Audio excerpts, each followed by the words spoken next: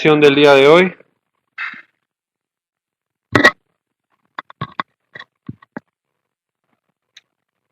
Gracias. ¿Todos tienen su examen? Por si acaso la asistencia la vamos a pasar después del break. Vamos con la primera pregunta.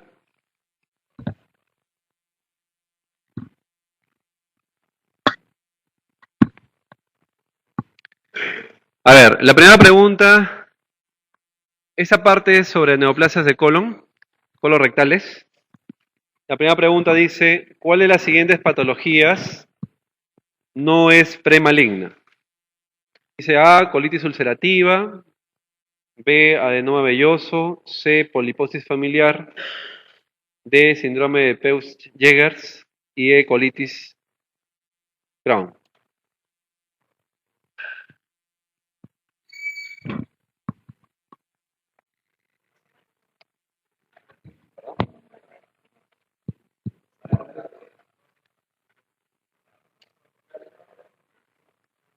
A ver, vamos a desarrollar la pregunta. En lo que es cáncer colorectal, es una neoplasia frecuente, ya vamos a ver la frecuencia, donde existe una gran influencia genética y hereditaria, ¿no? Casi en todos los pacientes que se encuentran en neoplasia de colon, casi siempre hay un componente familiar. Existen algunas tumoraciones que son hereditarias propiamente, como las de síndrome de poliposis familiar adenomatosos 1% y carcinoma hereditario de colon no asociado a poliposis de 5 al 10%. Eso constituye el 15% de los cánceres colorectales y en los tumores esporádicos 95%. Acá están algunos factores de riesgo importantes en lo que está ligado al componente genético en el cáncer colorectal. Tenemos los síndromes de poliposis familiar, tenemos varios síndromes de poliposis familiar, como el poliposis familiar adenomatosa, síndrome de Gardner, Turcot, Oldfield, y algunos síndromes no polipoideos como síndrome Lynch 1, Lynch 2, que son obviamente lesiones premalignas. Otras condiciones que pueden generar una neoplasia colorectal son las siguientes. La presencia de una colitis ulcerativa de larga data, hablamos de 10 años o más. Una enfermedad de Crohn que cursa con estenosis, también se considera una lesión premaligna. El antecedente de haber tenido un cáncer colorectal, o sea, un paciente que tiene una neoplasia, por decir, en el colon derecho, se opera, aparentemente es curada esa enfermedad y después de unos años aparece una lesión en el colon izquierdo, ¿no? Se llama lesión metacrónica y también es un componente importante. El antecedente de haber tenido una neoplasia genital, sobre todo cuello uterino, donde recibe braquiterapia y obviamente recibe un curso de irradiación pélvica, ¿no? Entonces en esos pacientes también pueden predisponerse a tener cáncer. El antecedente de cáncer de mama y también cáncer del tracto genital. Y otro factor de riesgo, edad mayor de 40 años, con un pico de 75, historia familiar de cáncer colorectal, y algunos procedimientos como la ureterosigmoidectomía, que es el procedimiento que se hace cuando se saca la vejiga por una neoplasia de esta. Entonces, la opción para esta respuesta es la opción D, síndrome de Peutz-Jeghers. El adenoma velloso se considera un pólipo preneoplásico, por si acaso. O sea, por decir, si un paciente tiene un pólipo colónico y le hacen una biopsia y encuentra adenoma velloso, ese paciente tiene indicación de retirarse el pólipo si es pediculado o si tiene base ancha, hacerle una resección segmentaria del colon, ya que es el 100% de los adenomas vellosos degeneran en neoplasia maligna. Entonces, es una indicación de cirugía. En lo que es poliposis familiar, cuando un paciente tiene pólipos múltiples en el colon, ¿ya? Imaginen un joven de 35 años hacer una colonoscopía con antecedente de poliposis familiar le encuentran pólipos en todo el colon y la biopsia sale adenoma velloso, en este caso la indicación es colectomía total. Entonces, se observan algunos casos de pacientes jóvenes que se le hacen ese tipo de resecciones antes de que degenere una neoplasia, ¿no? Vamos a la siguiente pregunta. Otros factores de riesgo importantes, vamos a desarrollar el tema. Dice, algunos factores ambientales que pueden predisponer al cáncer de colon, sobre todo dieta rica en grasas saturadas, alta ingesta calórica, suplementos de calcio y de aspirina pueden disminuir la incidencia de cáncer. Muy bien, la siguiente pregunta, 2. En el cáncer de colon izquierdo, la sintomatología del paciente está fundamentalmente en relación con... En el cáncer de colon izquierdo, la sintomatología del paciente está relacionada con... Muy bien. Se dice que el colon derecho, como lo expliqué en la sesión anterior, para los que no estaban, el diámetro interno del ciego puede alcanzar hasta de 10 a 12 centímetros.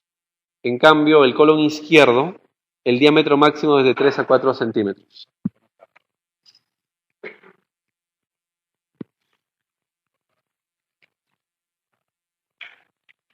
¿Perdón? El diámetro. Colon derecho en el ciego de 10 a 12 centímetros y el izquierdo de 3 a 4 centímetros de diámetro intraluminal. Entonces, ¿qué quiere decir? Quiere decir que una neoplasia que crece de manera sincrónica, tanto en el lado derecho como en el lado izquierdo, obviamente los síntomas obstructivos van a prevalecer hacia la neoplasia que está en el lado izquierdo. El cáncer de colon tiene una secuencia que comienza siempre con un adenoma. El adenoma vendría a ser como un pólipo, ¿no? Una lesión polipoidea que crece a consecuencia de una hiperplasia que luego se va a volver displasia y ahí comienza la neoplasia. Entonces, la progresión se llama adenoma carcinoma. Esa es más o menos cómo se llama la progresión de una lesión adenomatosa y que termina en un cáncer. O sea, en pocas palabras, si el paciente se le encuentra un adenoma y se le extirpa, probablemente se esté curando la enfermedad.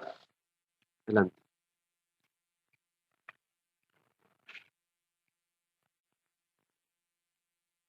Esto más o menos vendría a ser el gráfico que explica cómo una lesión que se origina siempre en la mucosa, ojo, los cánceres del tracto digestivo, la gran mayoría, los adenomas crecen, como su nombre lo dice, adenoma, en una glándula, ¿no? Y de esa glándula mucosa comienza a proliferar y comienza a formar la neoplasia, y la neoplasia ya formada comienza a infiltrar todo el espesor de la pared del colon, desde la mucosa hacia la serosa. Esos son los tipos de cánceres de colorectales que se pueden encontrar. Sin embargo, el 95% de los pacientes que tienen cáncer de colon son adenocarcinomas. O sea, son cánceres que se originan en una glándula, adenocarcinoma. La localización. La localización del cáncer colorectal tiene una preferencia, así como hablábamos de que en la enfermedad diverticular del colon, la preferencia es a nivel distal, o sea, más frecuente en el colon sigmoides, de ahí en el izquierdo, de ahí en el transverso, de ahí en el derecho, igual es en el colon, en el cáncer colorectal. La mayoría de pacientes tienen en el recto, luego en el colon sigmoides, y de ahí definitivamente colon izquierdo, transverso y derecho. Entonces, la predilección de este tipo de cáncer es por el segmento distal. Por eso que es importante en pacientes que queremos descartarle una neoplasia colorectal, comenzamos en el examen físico haciendo un tacto rectal, ¿no? Sobre todo en los pacientes que vienen con una obstrucción. La sintomatología del cáncer de colon es, como todos los cánceres, la mayoría de estos son inespecíficos. Se puede encontrar algún cambio en el hábito evacuatorio del paciente, como constipación, o sea, estreñimiento, cambios en alteraciones más o menos en la evacuación, en el ritmo evacuatorio, aumento de la mucosidad en las heces, pueden haber diarreas, puede haber signo de estreñimiento, y de ahí comienzan ya a formar, si es que es colon izquierdo, va a dar síntomas obstructivos, y si es colon derecho, va a dar sangrado, ¿no? En ambos casos, se ve en el paciente pérdida de peso, disminución de la hemoglobina progresivamente, siempre en un paciente con anemia, paciente mayor de 60 años con anemia, hay que descartar cáncer trato digestivo, sobre todo el colon rectal y gástrico. Las complicaciones que puede dar la neoplasia colorectal, obstrucción si es izquierdo, no, eso no puede. Hemorragia si es derecho, si es que hay lesiones polipoideas puede haber cabeza de intususcepción, puede haber perforación de la zona del tumor, muchas veces simulando una diverticulitis, por eso que en la diverticulitis el diagnóstico diferencial es perforación del colon izquierdo y el plastrón apendicular en mayores de 60 años, descartar perforación o complicación de un cáncer derecho. Por eso que el plastrón apendicular tiene en mayores de 60 años hay que descartar la posibilidad de un cáncer con una tomografía. Muy bien, vamos a la pregunta número 3. Dice, mujer de 66 años acude a la emergencia por presentar deposiciones sanguinolentas indoloras desde hace 10 días. Refiere notarse más estreñida de lo que era previamente. Con ocasionales deposiciones líquidas. Presenta astenia, hiporexia y pérdida ponderal de 3 kilos en 2 meses. Lo primero que usted haría sería... Muy bien, tacto rectal. Esa es la respuesta. Siempre pensando en la posibilidad de una neoplasia rectal.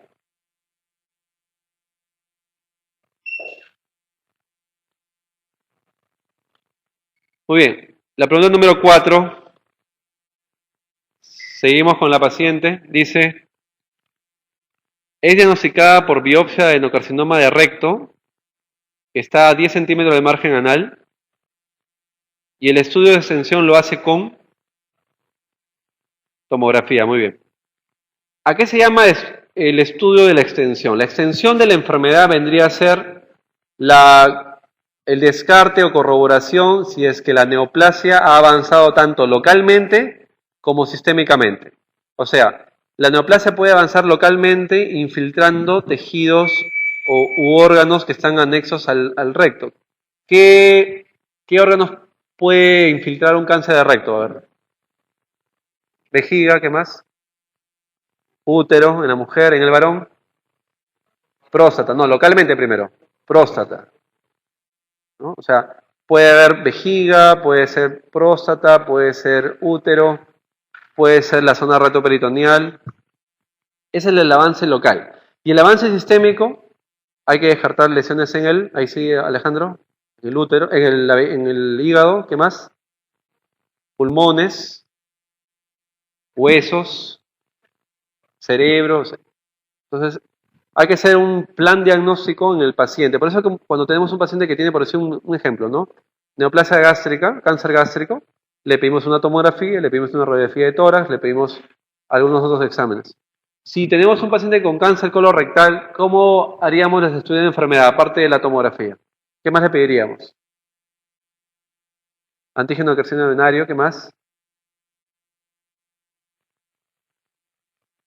La radiografía de tórax, ¿no? Porque la otra vez les expliqué de que según el drenaje venoso y linfático, el cáncer rectal en el tercio inferior tiene drenaje directo a la vena ilíaca, o sea, por lo tanto la vena cava, por lo tanto la metástasis probable estaría en el pulmón. En cambio, si es un cáncer rectal o colónico de recto tercio medio superior, la mayor posibilidad de metástasis de esa neoplasia es en el hígado, ¿no? Muy bien, vamos a continuar. ¿Dime a responder algo?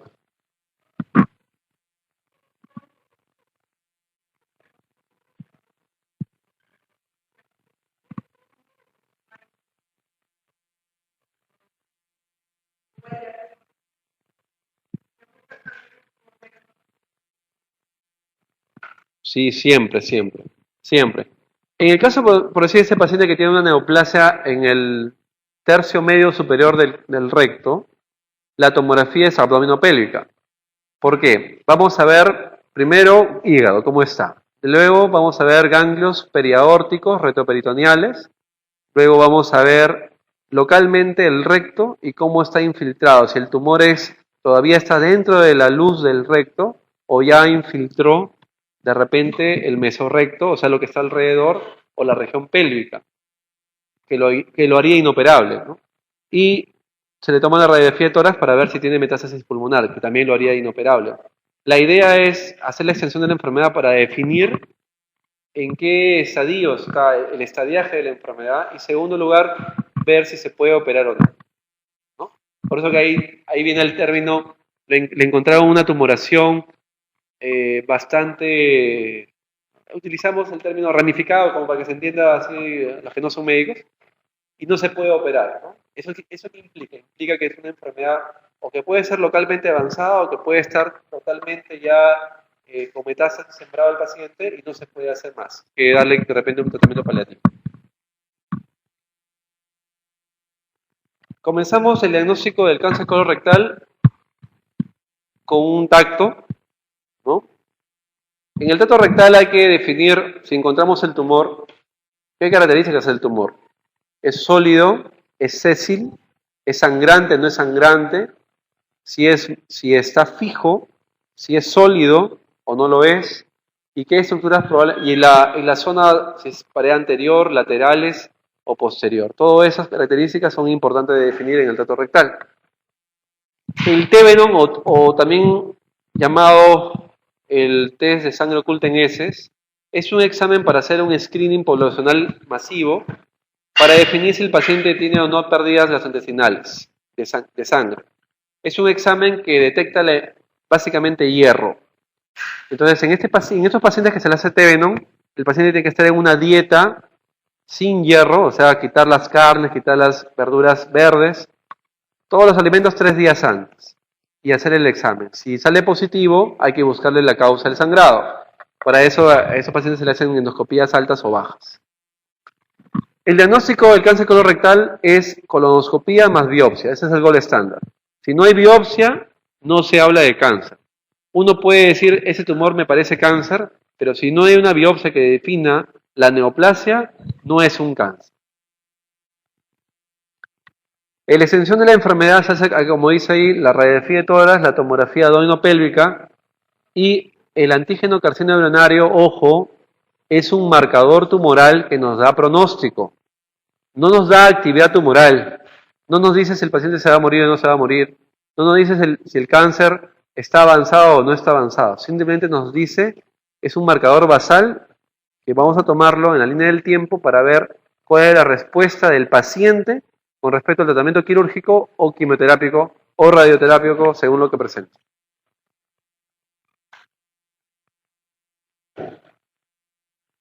Estas son imágenes de colonoscopías con lesiones tumorales malignas en el colon. Otro examen que se puede utilizar, pero que no nos da, obviamente no podemos hacer la biopsia ahí, son las radiografías de colon contrastada, que cada vez se utilizan menos porque ahora hay más disponibilidad de colonoscopía. Antes, a todos los pacientes se les hacía el colon con enema y buscábamos esas lesiones que podrían describir una posible neoplasia de colon. Ahora, con la colonoscopía y con la colonoscopía virtual más aún, podemos detectar mucho más rápido. Esos serían los tipos de lesiones, ¿no? Acá tenemos una lesión estenosante del colon, le dicen lesión en corazón de manzana. Otra lesión estenótica del colon. Más de lo mismo. Y la tomografía. Como vemos ahí, la tomografía nos define, en este caso es un cáncer obstructivo, miren cómo está dilatado el colon proximal. Y vemos que este es un cáncer de colon izquierdo, por debajo del ángulo esplénico. Un cáncer estenosante que ha infiltrado, miren, la zona externa de la serosa y ha alzado el mesocolon, ¿no? Y ahora la coloscopía virtual, para los que no se animan a hacerse una colonoscopía, ya vamos a ver cuáles son las indicaciones. Es un examen tomográfico que digitalmente eliminan todas las estructuras óseas que están alrededor del colon y solamente dejan al colon y permiten una visualización por dentro y por fuera de este aparato. Y como en este caso detectan una lesión ahí elevada. Lo único es que no, obviamente después de detectarla tiene que hacer una colonoscopia igual porque tiene que hacer una biopsia, ¿no? No se sabe si es un pólipo, un adenoma velloso o es una lesión neoplásica.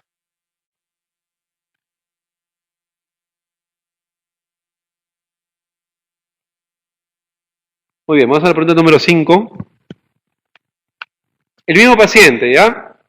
Es operado de resección anterior baja porque la lesión era en el recto, ¿ok? Ya en un momento vamos a ver que es una resección anterior baja. Es una operación en la cual se sacan los 2/3 superiores del recto y se hace una anastomosis con el colon izquierdo y con el tercio inferior del recto. Eso se llama resección anterior baja.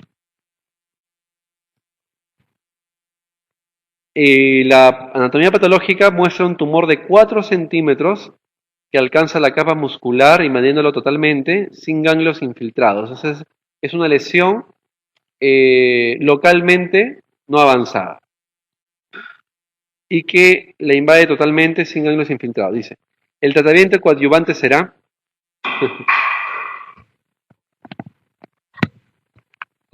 Bueno, realmente esta pregunta es un poquito difícil.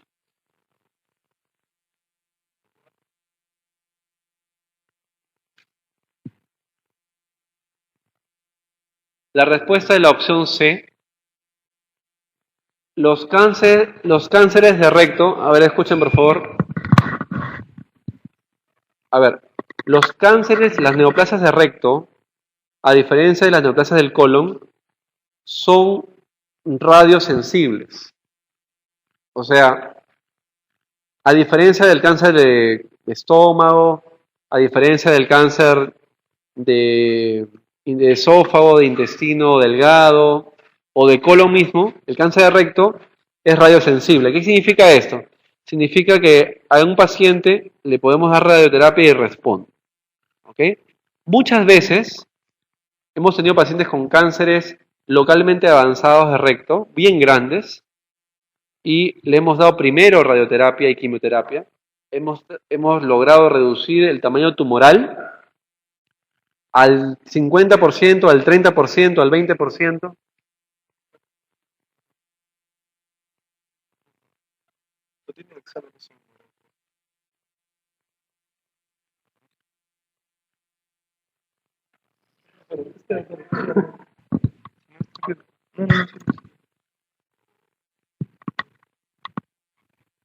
Ok, entonces hablábamos que estas son neoplasias radiosensibles y se les puede dar cursos de radioterapia y quimioterapia previa a la cirugía, en el cual logramos reducir al 50% o al 30% del tamaño tumoral y de ahí con una lesión mucho más pequeña,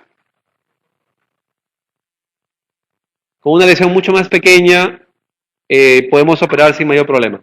Por favor, cuando me avisa. No, Wallace tiene 80 creo que es.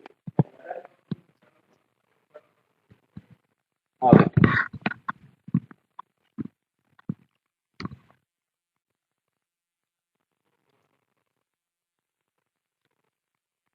El tratamiento quirúrgico, vamos a hablar un poquito del cáncer de colon. La cirugía tiene intención curativa. El tipo de resección depende de la localización del cáncer. Ahí vemos, creo que las imágenes son bastante gráficas en el tema de que ahí está el tumor y más o menos la zona que se reseca. La resección incluye la zona o se trata de sacar la zona que involucra el drenaje linfático. Entonces, si tenemos una lesión que está dentro del territorio de la arteria cólica derecha, tenemos que sacar todo el territorio que está dentro de la cólica derecha. Y así igual de la cólica media y de la cólica izquierda. Entonces las resecciones no son, no solamente sacar el tumor, sino también sacar toda la zona que está teóricamente comprometida por el drenaje linfático. Se dice que en cáncer colorectal, con 2 centímetros, de borde, o sea, de separación del tumor, es suficiente. Sin embargo, hay que ver también el tema del drenaje linfático. Muchas veces tenemos una neoplasia en el recto, ¿no? Y hacemos la resección a 2 centímetros de neoplasia y estamos haciendo curación, ¿no? Por si acaso. A diferencia del cáncer gástrico, que el borde de sección tiene que estar mínimo a 5 centímetros del tumor. Entonces en el colon 2 centímetros y en el estómago 5 centímetros.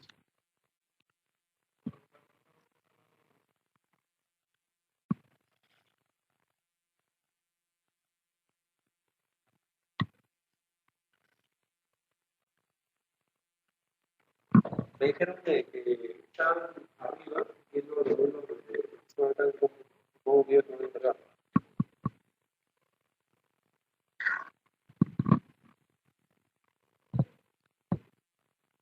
En lo que es cáncer del recto, hablábamos de que el cáncer de colon tenemos que sacar todo el mesocolon, ¿no? O sea,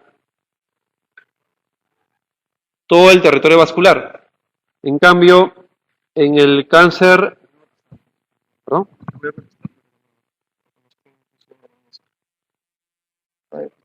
Están arriba, están arriba. Están arriba.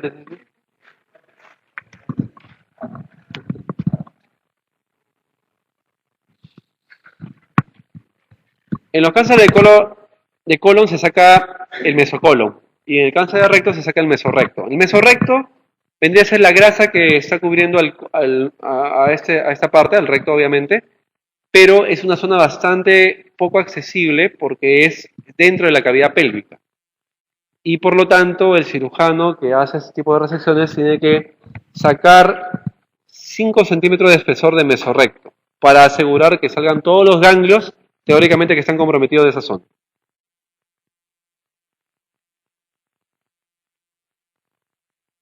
Esa es una imagen. Miren cómo la localización de la tumoración y en qué porcentaje da la teórica infiltración linfática. Por eso es que se tiene que sacar todo el territorio vascular de la zona que está comprometida.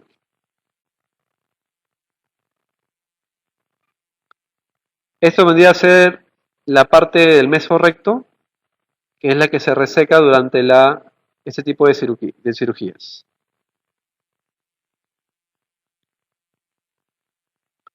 Muy bien. Para los que de repente no han tenido la oportunidad de entrar a una cirugía de resección de un cáncer de recto, estos son los nombres de los procedimientos que se hacen o que se pueden hacer según la localización de la neoplasia en el recto. Se dividen en 3, ¿no? Tercio medio, tercio superior y tercio inferior. Los de tercio superior no habría mayor problema porque como es casi intraperitoneal, la resección es similar a una resección de colon y la anastomosis también no habría ningún problema. El problema básicamente es con el tercio medio y con el tercio inferior, que básicamente la dificultad técnica es trabajar en un espacio muy reducido, que es la fosa pélvica en esa zona, y que la anastomosis generalmente es muy difícil y casi siempre de preferencia se hace con sutura mecánica. ¿Ok? Ahora, ¿cómo estás?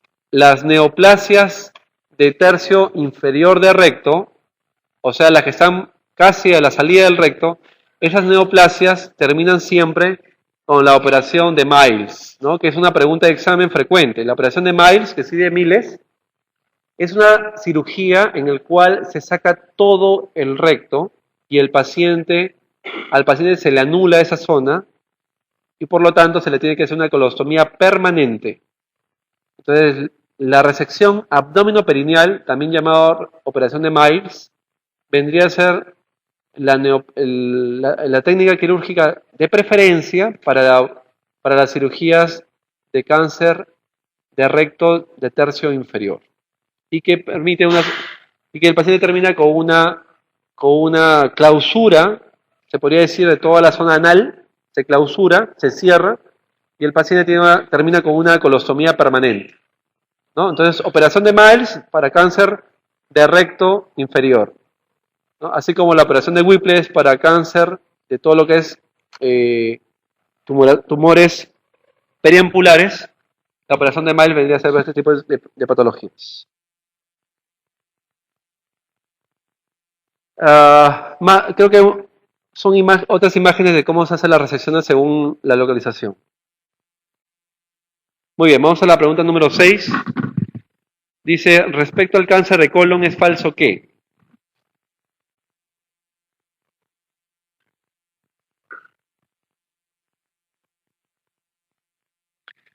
A ver, dice la opción A, la resección de metástasis hepática aislada pueden ofrecer un aumento de la supervivencia. B, las lesiones del colon derecho requieren microtomía derecha. C, las lesiones obstructivas en el lado derecho se realiza resección en anastomosis primaria. D, el estadio B2 de Astor-Kohler están afectados los ganglios linfáticos. E, en el estudio de cáncer del recto distal debe utilizarse radiografía de tórax. A ver, esta pregunta se saca por descarte. ¿Cuál marcarían? La D, obviamente.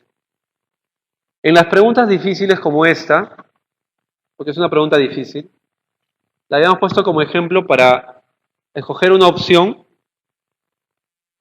porque las otras que están ahí sí son verdaderas, ¿no? Entonces, por descarte, elegimos esa. Y vamos a saber por qué. En cáncer de colon, a diferencia de otros tipos de neoplasia, hay 3 clasificaciones. Desafortunadamente no se han puesto de acuerdo, porque si bien es cierto, la sistema TNM vendría a ser la clasificación universal y que todo el mundo debe hablar así, pero a los americanos les gusta hablar de la clasificación de Astor-Kohler y los europeos les gusta hablar de la clasificación de Duke. Por eso ustedes van a encontrar trabajos serios de investigación de colon que unos hablan de Astor-Kohler, otros hablan de Duke, otros hablan de TNM, entonces no nos ponemos de acuerdo. Entonces le he traído unos gráficos, más o menos para que se entienda. Este es un gráfico más o menos que podría explicar más o menos a qué se refiere cada clasificación y qué relación vendría a tener una y otra clasificación. Pero el dato es que en la clasificación de Duke, el Duke A, que es el estadio 1, ¿ok?, habla de una lesión localmente avanzada, pero que no ha salido.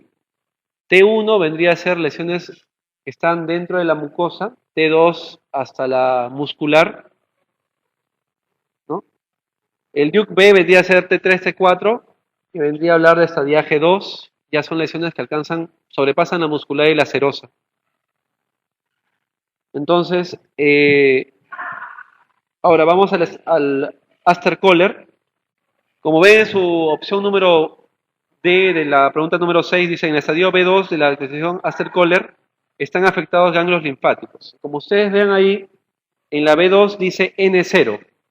N0 significa que no hay afectación de ganglios linfáticos. La afectación de los ganglios linfáticos están solamente en las Astor-Kohler C, C1, C2 y C3.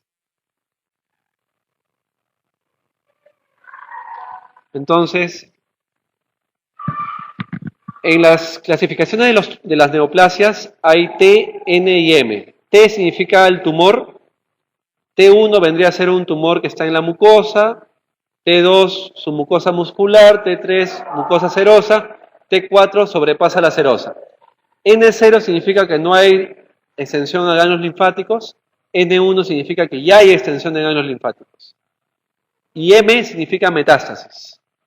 M0 significa que no hay metástasis, M1 significa que hay metástasis y MX significa que no se sabe, porque en algunos pacientes se les saca el tumor y cuando le van a ver Nunca le hicieron una tomografía, nunca le hicieron una ecografía, nunca le hicieron la extensión de la enfermedad. Y como no sabemos, le ponemos X. Entonces, para contestar la pregunta número 6, en el estadio B2 de Aster-Kohler no están afectados los ganglios linfáticos, solamente están afectados en el estadiaje C.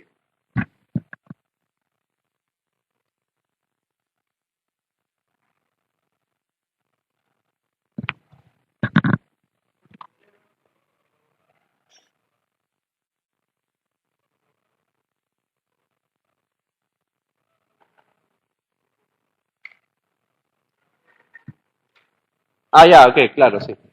Sí. Lo que pasa, el N1 vendría a ser las cadenas linfáticas alrededor de la lesión y N2 vendría a ser las lesiones linfáticas que están lejos, como por decir las periaórticos, ¿no? Los ganglios que están alrededor del hígado, por decir. Muy bien, para terminar el tema del cáncer, habíamos hablado también de algunos factores pronósticos, ¿ya? ¿Qué factores pueden decir que un paciente con una neoplasia de colon va mal? ¿Ok? En primer lugar, la edad. Un paciente joven con cáncer es del mal pronóstico, casi siempre. En segundo lugar, pacientes que tienen síntomas o que debutan la enfermedad con obstrucción o con perforación. Esos pacientes tienen mal pronóstico. Los pacientes que tienen tumores ulcerativos también tienen mal pronóstico en comparación a los tumores exofíticos o corticoideos. Los pacientes que ya se le encuentran en la patología infiltración de vasos sanguíneos, también llamado el famoso término, ustedes cuando revisan una patología de cáncer van a escuchar un término que dice permeación vascular. Permeación vascular significa que dentro del corte que se le hace, encuentran dentro del corte del vaso sanguíneo, encuentran células neoplásicas. También permeación linfática, significa que dentro del vaso linfático hay hay células malignas. Y el otro término es la invasión pereneural, o sea, dentro de los ganglios o del sistema neurogénico intestinal se encuentra también infiltración, también es una neoplasia de mal pronóstico.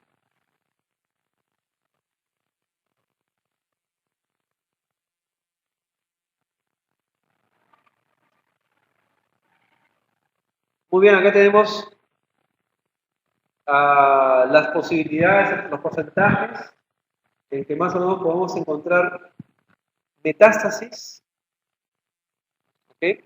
Según el lugar y según la localización de la tumoración. Miren, en las tumoraciones del recto, en nódulos linfáticos regionales, en pulmón y en hígado. ¿Ok? Y en cáncer de colon, la mayoría son en el hígado. O sea, el cáncer de recto da más metástasis pulmonares, el cáncer de colon da más metástasis hepáticas.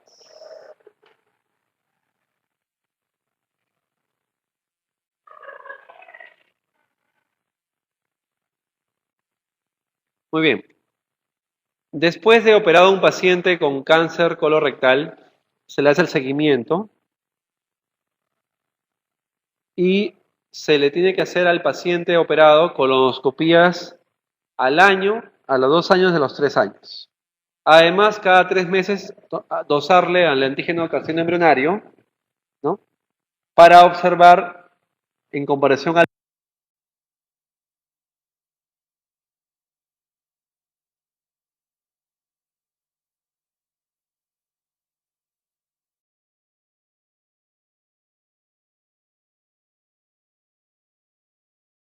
La idea es que, por decir, si en el basal estuvo elevado, observar que vaya descendiendo conforme pasen los meses. Y siempre controles tomográficos que pueden ser cada 3, 6 meses, 12 meses, 18 meses, para descartar metástasis hepáticas. Miren la, según el estadiaje que hemos visto, estadio 1, 2, 3, 4, miden la posibilidad de supervivencia. Los estadios 1 y 2 tienen mejor probabilidad de supervivencia, en cambio el estadio número 4 es el que tiene peor posibilidad de supervivencia. Muy bien, número 7, paciente varón de 60 años con astenia de meses de evolución, acude a emergencia por distensión abdominal, dolor cólico infraumbilical, ausencia de posiciones desde hace 7 días y mal estado general. Su actitud inicial no incluirá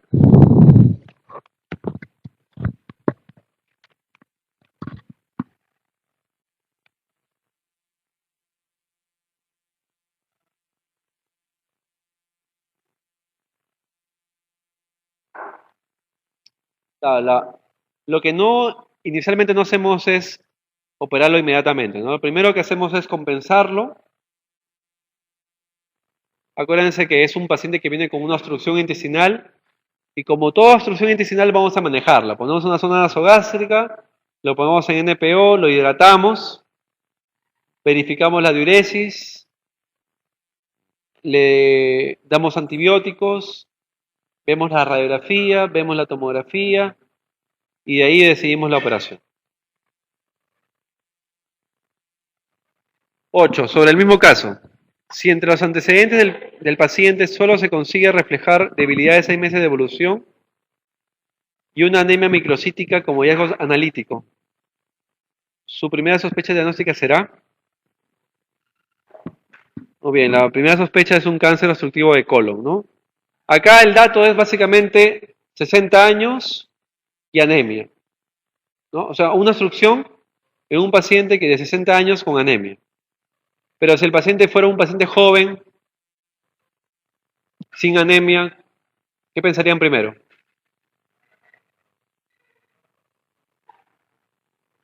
¿Perdón?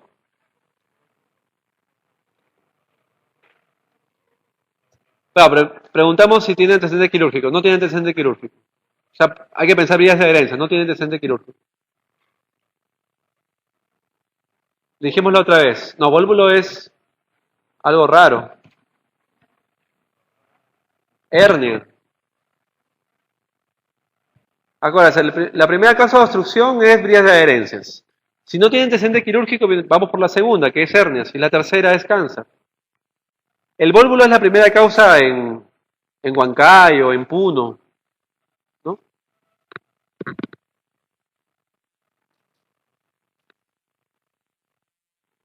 Muy bien, el paciente es diagnosticado por tomografía de un cáncer de colon obstructivo. Ante esta situación, el tratamiento de elección será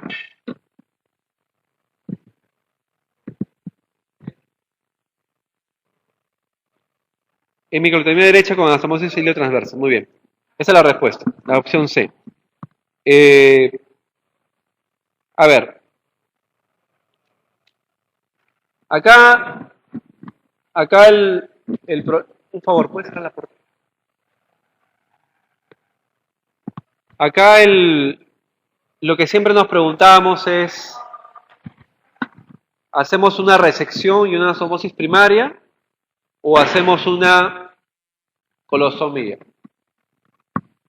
¿Cuáles serían, a ver por favor para ustedes que me respondan, cuáles serían las indicaciones o cuáles serían más o menos los lineamientos que seguiríamos para definir una anastomosis primaria versus una colostomía? ¿Cuáles serían el caso? Estado nutricional, ¿qué más? No, el mismo caso. El paciente viene por una obstrucción, por anemia, por astenia. Pero acá la pregunta es, dice, o sea, hemos elegido la opción C, hemicrotomía derecha con anastomosis iliotransversa. Pero ¿por qué no es una colostomía? Es una opción válida también, pero acá el tema es razonar por qué elegimos una y por qué no elegimos la otra. ¿Por qué? Séptico. La otra vez lo conversamos. En primer lugar es el estado hemodinámico del paciente. Si el paciente está en shock, vamos por la colostomía. Si el paciente es estable, vamos por la anastomosis primaria. En segundo lugar es si hay peritonitis. Si hay peritonitis porque se perforó, vamos por colostomía. Si no hay peritonitis, vamos por una anastomosis primaria. Tercer lugar es el estado nutricional del paciente. Si está súper desnutrido, con albúminas en 2, en 1,5, vamos por la colostomía. Pero si está bien nutrido, si lo ves al tío gordo bien paradito, vamos por la anastomosis primaria. Tercer lugar es el estado de la calidad de los tejidos. Si vemos que está el intestino necrosado, edematoso, vamos por la colostomía. Y si el intestino está, está obstruido, pero está en buen estado, vamos por la anastomosis primaria. Entonces, con los pocos datos que nos da el caso clínico, en la que dice solo consigue reflejar una debilidad de SMS evolución y nada más, se sobreentiende que es un paciente que está en buen estado general, que no está en shock, que no está en mal estado, que no está perforado, que no está peritoneal. Por eso es que estamos eligiendo la opción número C. Porque si el paciente hubiera tenido cualquiera de esos indicios que estamos hablando, hubiéramos marcado la opción D de dedo, que es colostomía. Pero en este caso, el paciente amerita la respuesta, la opción C.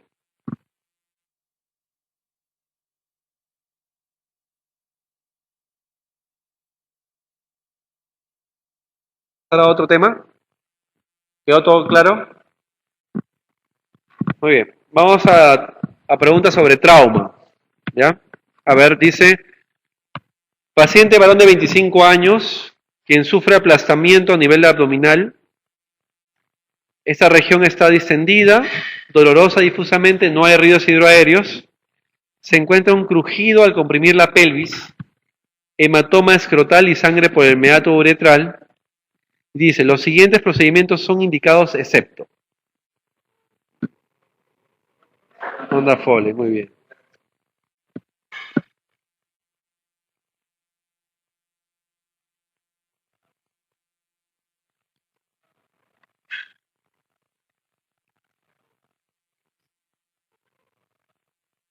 ¿Se puede qué? Por supuesto, se tiene que hacer trato rectal. Vamos a repasar un poquito sobre... A ver, acuérdense, insistimos en el tema, todo paciente politraumatizado, todo paciente que tenga, aunque sea que tenga una lesión sistémica localizada, por si puede ser un TEC, puede ser un trauma torácico, trauma pélvico, cualquier cosa, todo comienza con el ABC. ¿Ya? Todo comienza con el ABC. Si tiene indicación de intubar, así le haya pasado el camión por las piernas y está chocado y está en un glaso bajo porque se desangró de repente, hay que intubarlo, hay que ventilarlo, o sea, todos pasamos por el ABC. Luego que pasamos por la evaluación primaria, que es el ABCD, vamos a la evaluación secundaria. En lo que es trauma abdominal, hay que hacer un examen sistemático de todo el organismo. Después de terminar el ABC, vamos a la evaluación secundaria, donde vamos a buscar un examen regional de la cabeza a los pies, alguna otra lesión asociada. Y en lo que es trauma abdominal, hacemos las preguntas que están ahí, qué tipo de trauma ha recibido, cómo ha sido el accidente, etc. Y si es trauma, luego de que viene la evaluación secundaria, hacemos los procedimientos. ¿Ok? ¿Qué procedimientos se hacen? En primer lugar, se coloca una sonda nasogástrica. En segundo lugar, se pone una sonda Foley, pero tiene contraindicaciones, ahorita lo vamos a ver. En segundo lugar, tomamos muestra de sangre. ¿Para qué? Para los exámenes de analítica sanguínea y para pruebas cruzadas. Ahí hacemos recién la ecografía FAST y ahí hacemos recién, si está estable, los procedimientos radiológicos, que puede ser una radiografía de tórax, una radiografía de columna cervical, una radiografía de pelvis o una tomografía o algún otro examen contrastado. La sonda vesical sirve para el control hemodinámico. Acuérdense que el concepto de shock significa hipoperfusión tisular y el primer órgano o uno de los órganos en los cuales nosotros podemos ver realmente cuál es el impacto de la deshidratación o la hipovolemia es en el riñón. Entonces le ponemos una sonda Foley y vemos la diuresis para ver cuál es el impacto del shock y cuál es la respuesta a nuestra hidratación. La sonda Foley tiene contraindicaciones. ¿Cuándo? Cuando hay sospecha de ruptura uretral asociado a trauma pélvico. La pregunta para el auditorio, ¿cuál es la zona de la uretra que con más frecuencia se rompe? ¿Qué uretra? ¿Prostática? ¿Membranosa? ¿Peniana? La membranosa. Y los signos son estos, ¿ya? En primer lugar, cuando encuentren sangrado por la uretra. Segundo, equimosis escrotal. Tercero, y ahí obviamente hay que hacer un tacto rectal, próstata elevada. O globo vesical o fractura de pelvis asociada. Y también en el tacto rectal se puede encontrar borramiento del surco interhemisférico de próstata.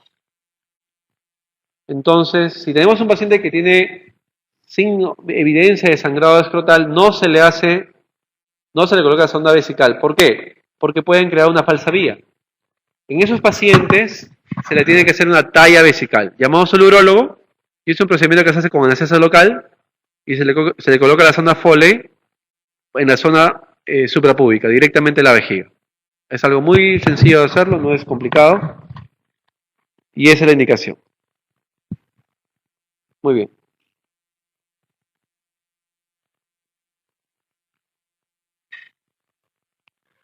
Acá habían fotografías, pero parece que se han borrado al momento de convertir el archivo. Bueno, así como hay contraindicaciones para colocar la sonda Foley, la sonda vesical, también... Sí.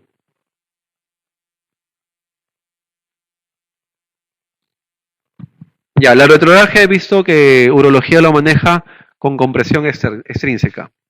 Colocan en la zona del pene, hacen como un vendaje y compresivo de esa zona.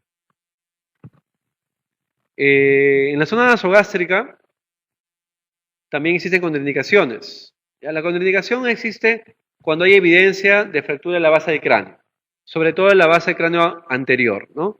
Por eso que vemos signos de mapache, los ojos de mapache, o la salida de líquido cefalorraquídeo por la nariz, o sea, la rinorraquia. No tengo la radiografía, pero sí alguna vez se colocó una sonda nasoventricular. Alguna vez se colocó. Y hubo la radiografía, por ahí está, alguien la tiene, hace mucho tiempo fue esto, pero imagínense una sonda que vaya directo al ventrículo, imagínense, ¿no? O sea, por una fractura de base de cráneo que no se había nada.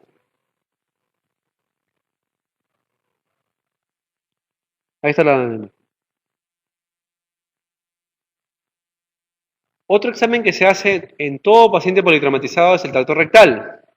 Por eso que nosotros exigimos, hagan tacto rectal por favor en los pacientes politraumatizados, es importante. Y todo el mundo, nadie quiere hacerlo, por ahí hacen que firme el paciente, ni siquiera está consciente, y le hacen firmar. Bueno, el tacto rectal en politraumatizado sirve para definir si la próstata está alta, o sea, para definir una lesión uretral. Si hay fractura de pelvis, también se puede palpar la fractura por vía tacto rectal. Se puede evidenciar la salida de sangre por el tracto digestivo. Hemos tenido pacientes con heridas de arma de fuego en la región glútea, que entra por un glúteo y sale por otro glúteo. Entonces le hacemos tacto rectal y sale sangre. Quiere decir que hay lesión del recto, ¿no? O pacientes que se caen de una determinada altura, le hacen tacto rectal y sale sangre por el recto. Entonces hay una lesión y probablemente sea indicación quirúrgica. Y por último, cuando el paciente tiene una lesión neurológica, cuando el paciente tiene una sección medular, ¿ok? Lo que ocurre es que el tono esfinteriano anal disminuye drásticamente y se puede palpar, ¿no? Como parte del síndrome de focalización. Muy bien, vamos a la pregunta número 11. Dice, varón de 40 años, 70 kilos de peso, con herida por arma de fuego en el abdomen.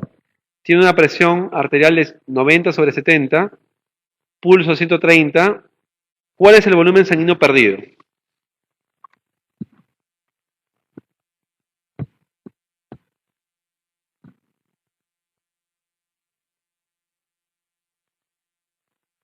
La otra vez lo hablábamos,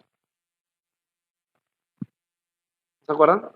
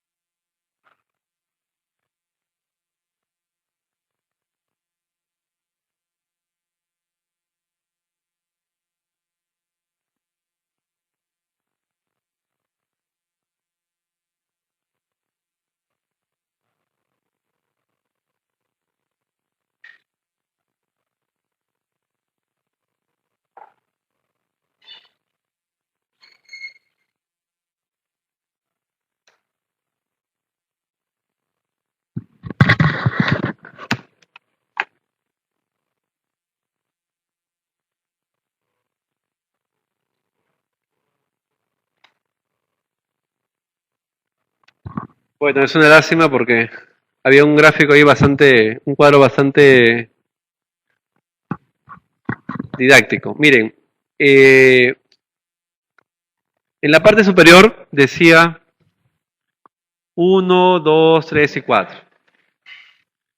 Y en la parte de la derecha, de la izquierda para ustedes, decía estado de conciencia, frecuencia cardíaca, llenado capilar, presión arterial, flujo urinario y por último decía diuresis. Entonces, esa era la clasificación. En la parte C de trauma decía estado funcional o clase funcional de sangrado. Entonces, ¿qué significaba esto? Según la cantidad de sangre perdida en un paciente, iban a haber unos cambios hemodinámicos en todos los factores que les he nombrado. Entonces, más o menos, creo que lo más importante sería así. El grado 1 vendría a ser la pérdida menor a 750 mililitros. El grado 2, entre 750 y 1500. El grado 3 es entre 1500 y 2000. Y el grado 4 es más de 2000. ¿Ok? Listo. Ahora, cuando un paciente tiene una pérdida menor a 750, o sea, lo que ocurre cuando alguien de ustedes va a donar una unidad de sangre, ¿qué es lo que ocurre en su organismo? Solamente una leve taquicardia. Nada más. ¿Ok? Pero esa taquicardia es menor de 100. En el grado 2, ya cuando pierde hasta 1500, el paciente ya se vuelve un poco agitado. Está sudoroso, está ansioso, la frecuencia cardíaca se eleva hasta 110, la presión arterial se mantiene igual, hay una leve disminución de la diuresis, pero sin llegar a la oliguria, ¿ok? Y el llenado capilar está levemente disminuido. Pero hay ortostatismo, así es. Pero el paciente está estable. El paciente que llega en grado 3, que es entre 1500 y 2000, ese paciente ya tiene hipotensión. O sea, la hipotensión se detecta a partir del grado 3. Obviamente la frecuencia cardíaca ya está mucho más aumentada, llega hasta 120. El paciente ya no está agitado, sino ya está somnoliento, ¿no? El llenado capilar está muy aumentado y ahí ya se evidencia oliguria. Y en el grado 4 ya es un paciente que no tiene pulsos, es un paciente que ya no tiene presión arterial y es un paciente que ya está en anuria. Es un paciente premortem. Entonces, con ese estado hemodinámico, ustedes pueden más o menos definir la cantidad de sangre de un paciente. ¿Por qué es importante este ejercicio? Porque este ejercicio nos permite evaluar la pérdida sanguínea. Si un paciente viene hipotenso a la emergencia, con trauma, inmediatamente ustedes deben pensar que ese paciente ha perdido más de 1500 de sangre. Por lo tanto, si es un paciente que tiene un trauma cerrado, ¿no? Porque si ya tiene una lesión en la carótida y está sangrando activamente, ya saben que por ahí ha perdido los 1500. Pero el tema es cuando el paciente tiene una lesión cerrada, salud, y no sabemos dónde está el sangrado. Puede estar en el tórax, puede estar en el abdomen, puede estar en el reto peritoneo, puede estar en la pelvis, puede estar en cualquier otro lado. Y eso es importante definir así porque nos ayuda rápidamente a predecir, según la composición hemodinámica del paciente, cuánto de sangre ha perdido, cuánto le debemos reponer y dónde buscar, ¿no? Vamos a adelantar un poquito. Cuando tenemos un paciente que tiene sangrado tipo 3, tipo 4, la mejor forma de reponerle su volumen es con sangre. En cambio, cuando tenemos sangrados tipo 1, tipo 2, le podemos dar reposiciones con cristaloides o con coloides, ¿no? Ahora ahí viene el concepto de la regla 3-1. La regla 3-1 significa, por cada unidad de sangre, por cada mililitro de sangre, se tienen que poner 3 mililitros de cristaloides. O sea, si el paciente tiene 1500 de pérdida sanguínea, hay que ponerle 4500 de cristaloides para que tenga más o menos la misma respuesta de hemodinámica. Claro, que con 4500 de cristaloides en el circulando, obviamente pues el hematocrito se va a venir abajo y el paciente va a tener sangre rosada agua rosada en sus venas, ¿no? Claro, no se llega a ese extremo, se le pone sangre. Pero el tema del 3-1 es porque las 2/3 partes del volumen que se infunde de cristaloides se pierde en el tejido celular subcutáneo como edema. Por eso que hay pacientes que luego de una resucitación con fluidos intensa terminan súper edematizados y hasta con problemas cardiopulmonares producto de esa sobrehidratación. Por eso que la mejor forma de reponer volumen en pacientes que pierden grandes cantidades de sangre es con coloides y con sangre. ¿Ya?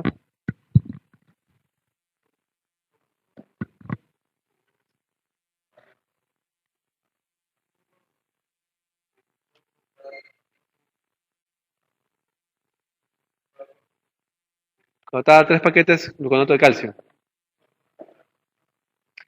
Lo que pasa es que los paquetes globulares solamente son glóbulos rojos. No le estás pasando plaquetas, no le estás pasando factores de coagulación, no le estás pasando, obviamente, suero, plasma, no le estás pasando, y le estás pasando citrato, que es un anticoagulante. Por eso que la regla es que por cada 3 paquetes hay que ponerle gluconato de calcio al paciente. Por cada 3 paquetes hay que ponerle plasma, ¿no? Y hay que ponerle vitamina K y otros factores que no alteren obviamente su hemostasia, ¿no? Así es. Más o menos así.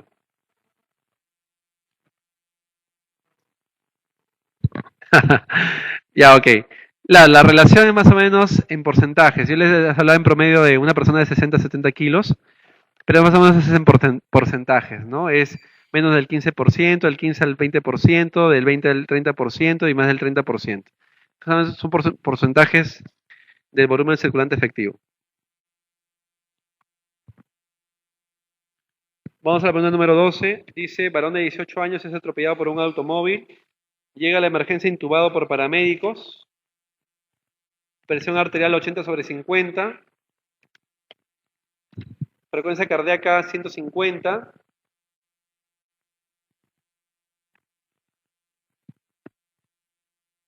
Venas en el cuello colapsadas. Al momento, ¿cuánto más o menos sería su pérdida sanguínea? 1500, ¿no? Inconsciente, extensión patológica, pupila izquierda fija dilatada. La causa más probable de shock es...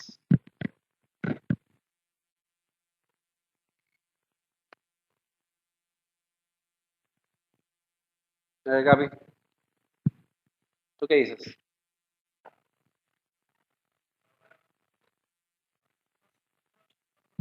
Así es, muy bien.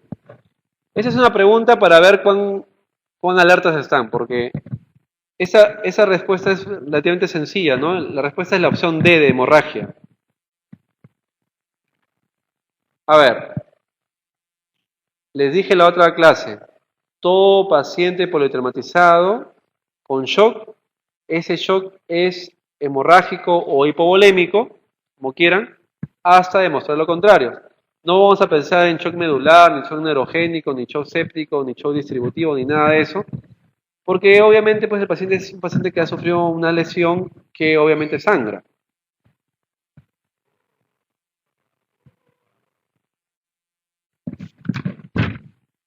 La C. La 11, opción C. Y esa 12, la opción es D de dedo.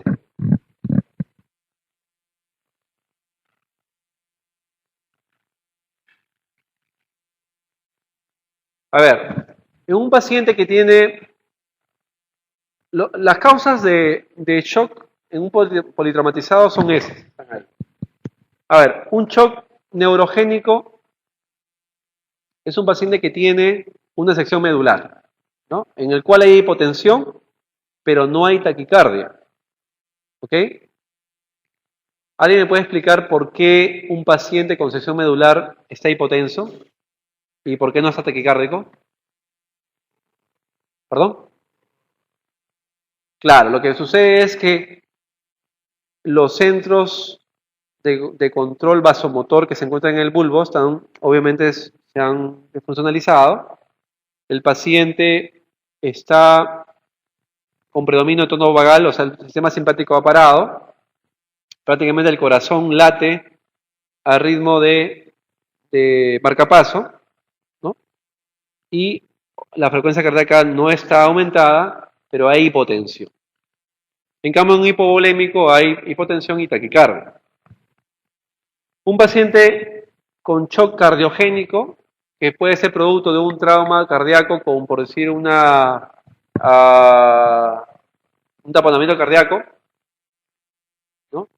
El paciente tiene shock cardiogénico, no tiene hipovolemia, pero tiene shock cardiogénico, pero es una causa muy infrecuente de shock en el paciente politraumatizado. La primera causa es hemorragia. Pregunta número 13. Dice, mujer de 21 años, gestante de 22 semanas, víctima de un accidente de tránsito peatonal, por favor, se encuentra alerta y refiere dolor abdominal. Al examen está con 90 de frecuencia cardíaca, 100 sobre 60 de presión arterial, un dolor leve en el cuadrante superior izquierdo del abdomen. El método de evaluación más apropiado sería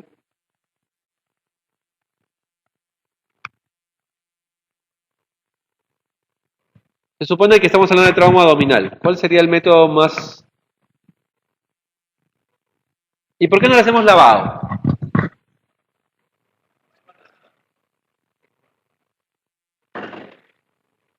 Ya, ya, ok. Vamos a imaginar que no está gestando. ¿Por qué no le haríamos lavado? Porque está estable. El lavado peritoneal diagnóstico solamente se hace en pacientes inestables y en pacientes en el cual no se puede evaluar el estado de conciencia. El estado de conciencia no permite evaluar el abdomen, o sea, no tiene conciencia sobre el dolor. Porque si ustedes han examinado alguna vez a un paciente que está en coma, el abdomen puede tener el hígado destrozado, el vaso destrozado, el colon abierto, y el abdomen es blando y depresible sin signos peritoneales. Entonces, eso se llama un abdomen no evaluable. Entonces, el paciente que tiene abdomen no evaluable o el paciente que está hipotenso, ese es el que tiene indicación de lavado peritoneal diagnóstico. El tema es que la ecografía ha desplazado al lavado peritoneal diagnóstico porque la ecografía tiene la misma indicación y obviamente no es un procedimiento invasivo y no es un procedimiento costoso y no es un procedimiento es un procedimiento repetible. ¿Ya? Entonces, esta pregunta fue hecha por ese tema, ¿no? Para que ustedes recuerden lo que hablamos en la clase anterior de que los pacientes politraumatizados, el mejor método diagnóstico para evaluar el abdomen de primera intención es la ecografía. Ahora, si la ecografía sale positivo, y ahí sí le pedimos, si es estable, una tomografía u otra cosa.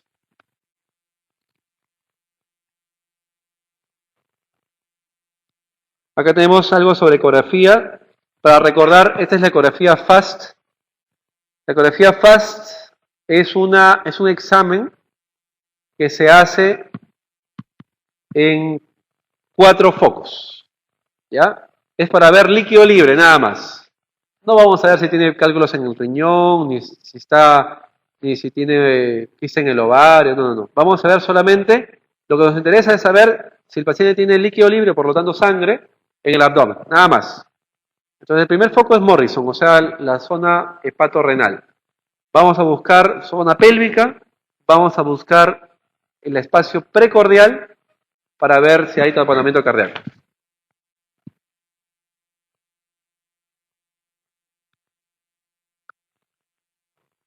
Chancay pregunta, ¿está estable? Dice. Claro, lo que pasa es que estábamos hablando de que si un paciente si estuviera inestable, igual se pide ecografía, pero la pregunta era por qué no pedíamos el lavado peritoneal diagnóstico. Y le decía que el lavado peritoneal diagnóstico solamente es para pacientes inestables, a manera de ejercicio nada más.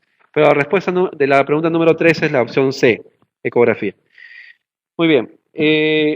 Ahí están, en la parte superior están las siglas que definen lo que es FAST. No FAST es por rápido, sino es una ecografía directa a focos donde se detectaría sangrado. Es un examen bastante sensible y específico, no invasivo, fácil, rápido, portátil, repetible. Detecta también embarazo, en algunas mujeres también nos puede ayudar a detectar el embarazo. El único problema es que la ecografía no me ayuda a detectar lesiones retroperitoneales ni lesiones diafragmáticas. Ese es el problema. Tampoco lesiones de víscera hueca. Cuando tenemos un paciente con ecografía positiva, ojo, y está estable, algunas veces le pedimos tomografía. Pero si está inestable, con líquido libre, es generalmente indicación para entrada a la sala de operaciones. Ya vamos a ver las indicaciones después. Muy bien, vamos al siguiente ejercicio. Ahora hay que correlacionar. A ver, dice, tuvo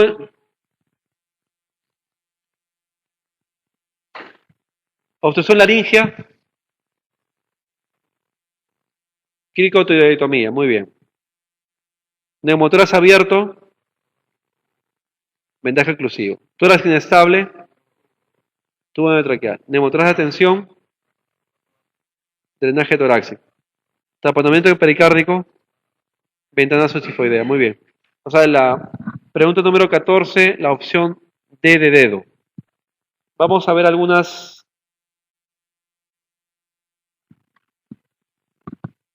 Esa pregunta está básicamente enfocado a la parte B de la evaluación primaria en un paciente politraumatizado.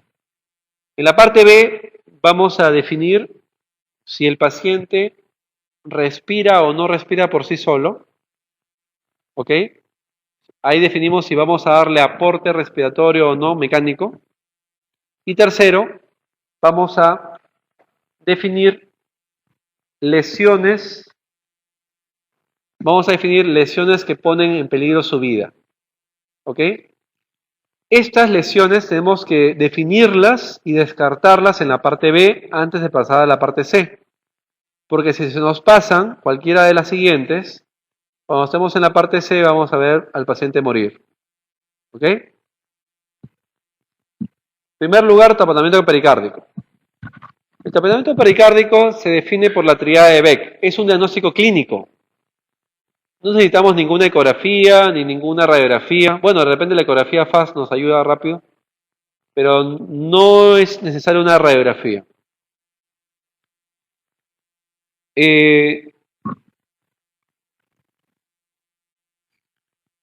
Los signos de la tríada de Beck son los siguientes. En primer lugar, ahí está mal porque debería ser ingurgitación yugular, no debería ser PVC alta.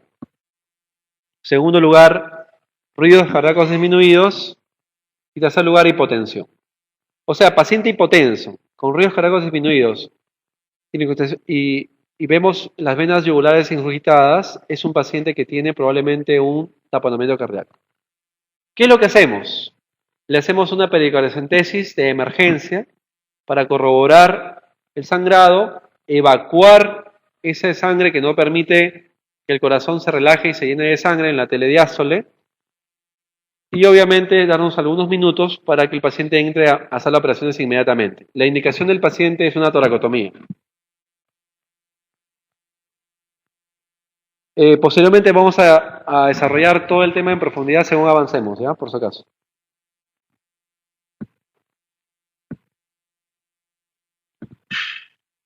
Otra patología es el neumotórax de atención. El neumotórax de atención también es una patología que requiere un manejo súper de emergencia. Voy a parar los...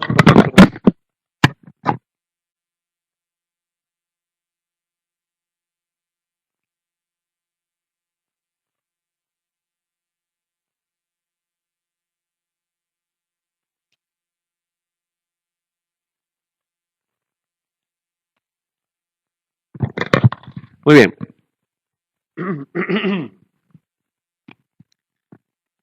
El neumotórax de atención también da hipotensión, también da venas yugulares irritadas, pero la diferencia del taponamiento cardíaco, hay hiperresonancia en el hemitórax afectado y los ruidos cardíacos están normales. Por eso que el diagnóstico diferencial del neumotórax de atención es el taponamiento cardíaco. Y como ustedes ven en la radiografía, esta radiografía es capturada, una radiografía del hospital. Se dice que no se deben tomar radiografías a pacientes que tienen neumotórax de atención, porque obviamente quiere decir que no ha sido evaluado bien el paciente y probablemente en el traslado puede haber fallecido. Pero es una radiografía que nos muestra cómo se desplaza todo el mediastino hacia el lado contralateral y hay una luxación de todos los vasos sanguíneos, sobre todo las venas. La vena cava, se luxa, se plica y obviamente no va a llegar la sangre hacia el lado derecho del corazón y por lo tanto no va a haber precarga y por lo tanto va a haber hipotensión y por lo tanto el paciente va a fallecer. Entonces, el tratamiento es de emergencia, se detecta el caso y se tiene que hacer una toracocentesis evacuatoria para convertir un neumotórax de atención en un neumotórax simple. Ya con toda la tranquilidad del mundo ponemos el drenaje torácico definitivo. Es fácil porque vemos que la tráquea está desviada al lado contralateral.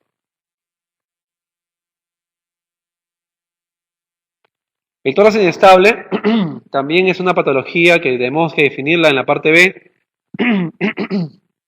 El tórax inestable es un tórax, también le dicen tórax volante, tórax paradójico. Consiste en un movimiento, como le dije antes, paradójico del tórax, producto de una sección extensa de los arcos costales que permiten una falla mecánica en la mecánica ventilatoria, de tal manera que el paciente, a pesar de que está consciente y que mueve todos los músculos para respirar, no se puede producir intercambio gaseoso porque no hay inspiración y expiración. Mientras que un tórax se quiere elevar, el otro tórax se deprime y está en ese juego y no puede ventilar. Y el paciente poco a poco va perdiendo la conciencia, va cayendo hasta que fallece. Entonces la indicación, el tratamiento es sumamente rápido y agresivo. Es intubar al paciente y ventilarlo. Nada más.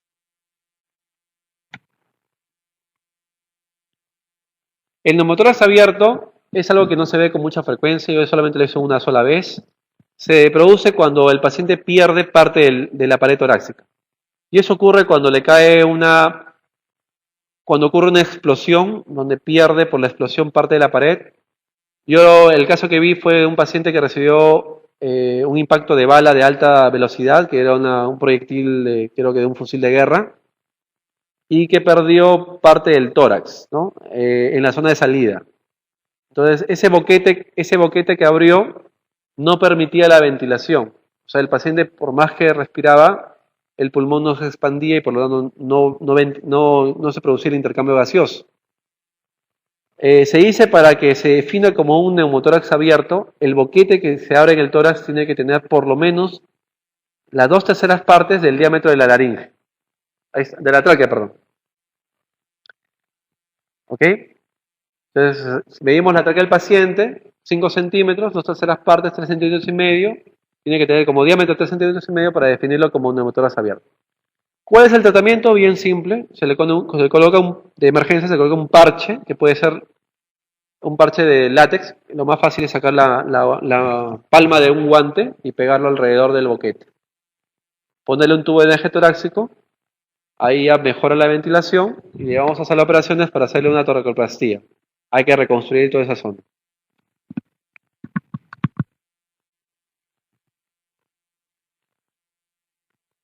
Otro problema que también tenemos que definir en la parte B es el hemotórax masivo.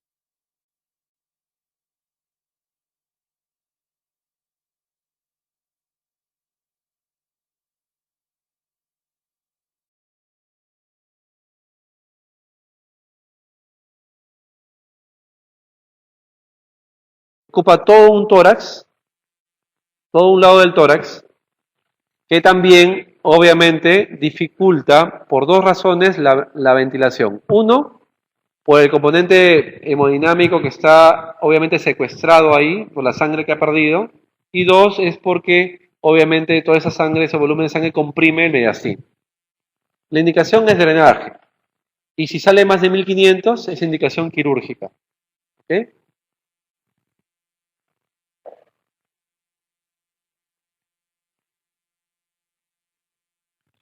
Chancay pregunta, disculpa, tienen que avisar, perdón, secretario. ¿10 fracturas costales de un solo lado es tórax inestable? No. La definición es dos fracturas, tiene que ser dos fracturas en una misma costilla y en dos costillas seguidas. Tú puedes tener una fractura de todos los arcos costales desde la primera hasta la última en una sola línea, pero no es tórax inestable. Sí se mantiene la mecánica respiratoria. Para que exista el tórax inestable tiene que estar rota en dos partes y en dos costillas mínimo siguientes. Muy bien. Pregunta número 15 dice, en trauma de tórax son indicaciones quirúrgicas. ¿Cuáles son?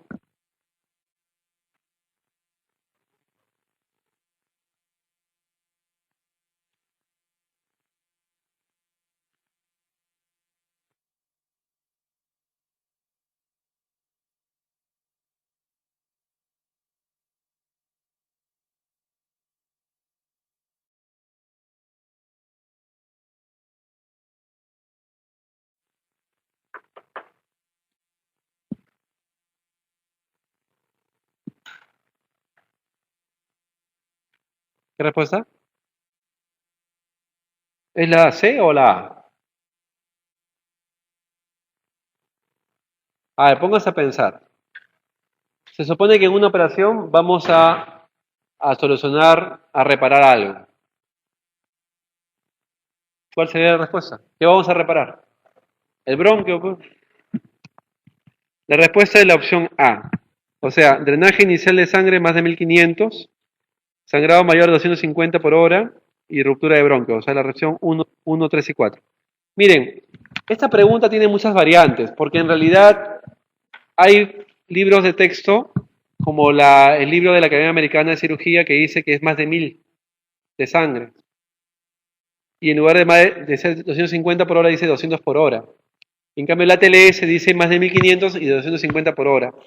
Pero ojo, es por hora por 3 horas seguidas. Esa es la indicación. Lo que pasa es que nosotros tenemos que marcar una alternativa y nos las pueden poner así. Ok, es válido también en 6 horas, ¿no? Pero cuando tenemos un paciente que, por decir, colocamos un tubo de drenaje torácico, apenas colocamos 800. En la primera hora sale 300. En la segunda hora sale 300, no vamos a esperar la tercera hora para operarlo, ¿no? O sea, ya estuvo claro que está sangrando activamente y hay que operarlo de frente.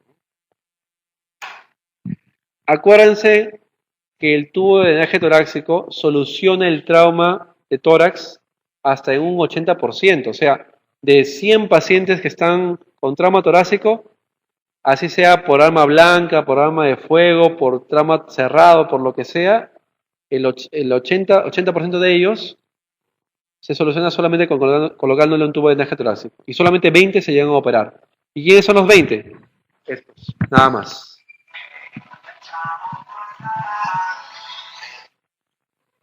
¿Perdón? No, solo tubo.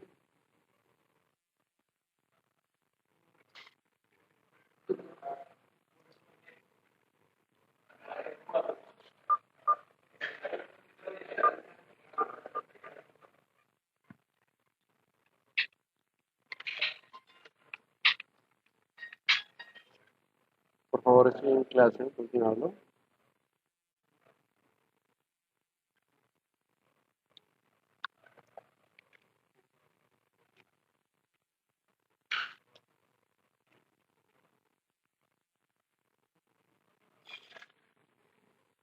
A ver, por favor, vamos a ver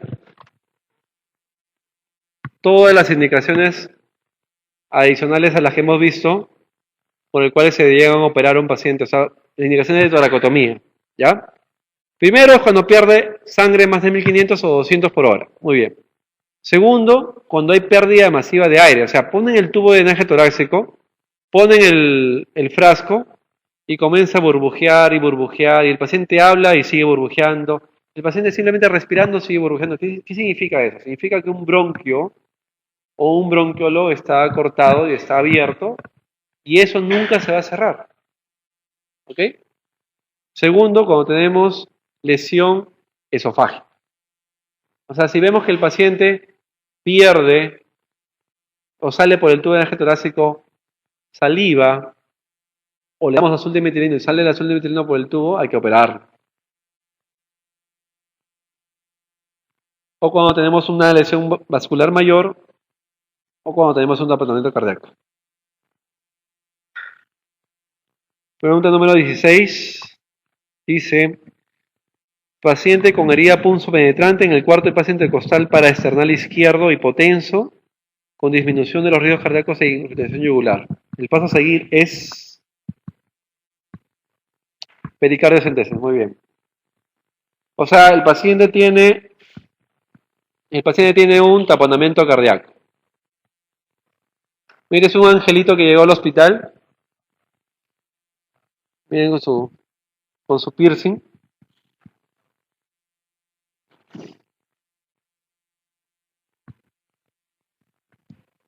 Es un paciente que obviamente tiene lesión cardíaca por la zona.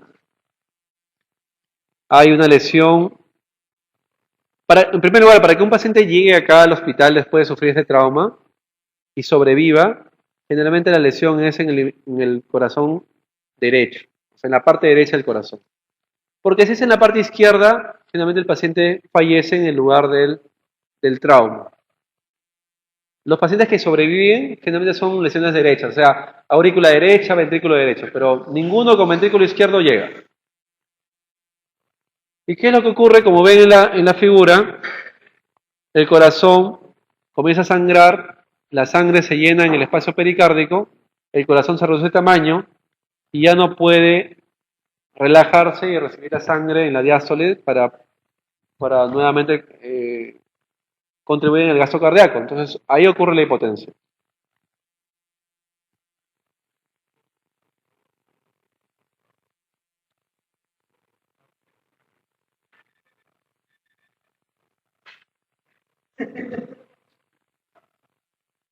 Ese vendría a ser la anterior, supongo. La anterior del cuchillo, ya.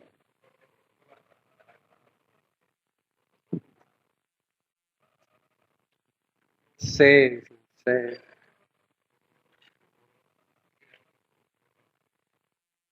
Ya, ok.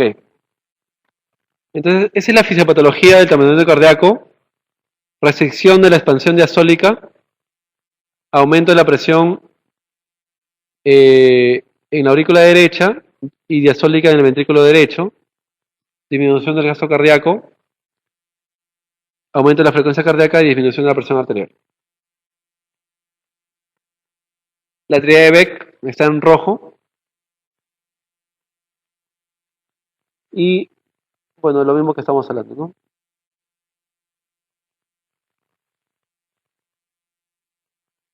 Esta es una pericardiocentesis. Lo que se hace, se localiza generalmente vía ecográfica, o también la técnica consiste en a 1 centímetro por debajo del sifoides, en un ángulo de 30 grados, apuntando al hombro izquierdo, se hace una punción en 30 grados, vía ecográfica, se aspira el líquido pericárdico, la sangre, ¿ya? Y nos da unos minutos para poder operar al paciente.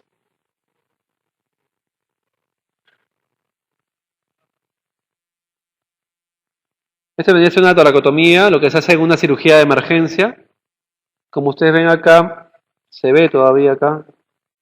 Acá están los puntos, la ligadura de una lesión en la aurícula derecha. Por eso que el paciente sobrevivió.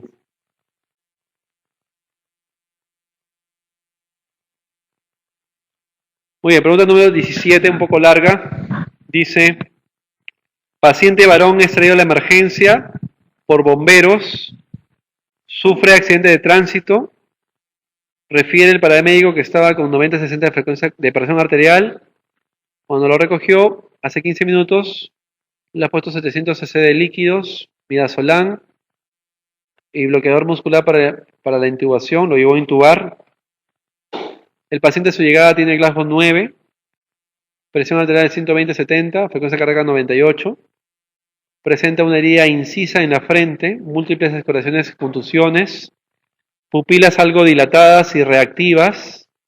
La placa de tórax portátil es normal. La palpación abdominal parece dolorosa, aunque no hay marcada distensión del abdomen. La hemoglobina es de 11.8, 12.800 leucocitos, estatura 96. ¿Cuál sería su actitud en la siguiente situación?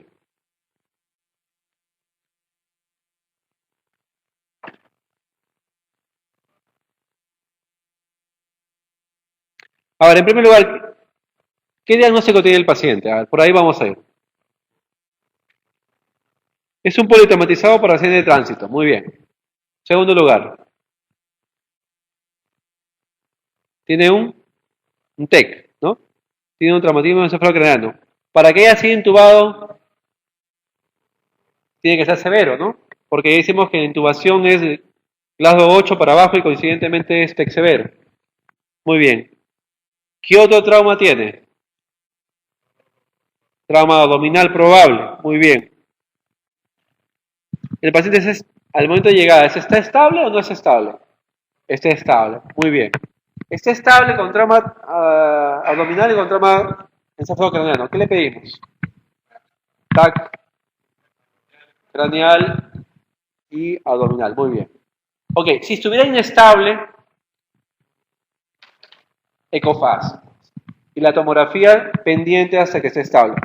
Para este caso, la respuesta, como está estable el paciente, es la opción B. ¿Sí? ¿Quedó claro? Ya.